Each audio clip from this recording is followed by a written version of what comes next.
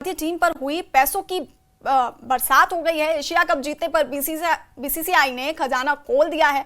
पाकिस्तान पर भारत की शानदार जीत के बाद बीसीसीआई ने अपनी टीम के लिए इनाम का ऐलान कर दिया है। बीसीसीआई ने टीम इंडिया के लिए 21 करोड़ रुपए के पुरस्कार राशि की घोषणा की है। ये राशि खिलाड़ियों और सपोर्ट स्टाफ के सदस्यों में बांटी जाएगी। बीसीसीआई ने आधिकारिक एक्स अकाउंट पर यह जानकारी दी।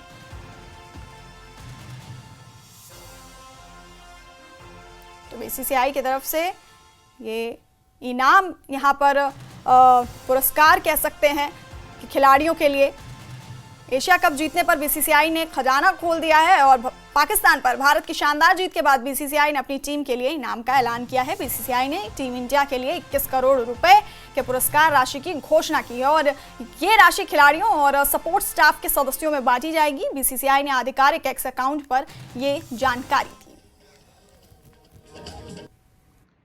भारत का विजय तिलक, well done team India, outstanding.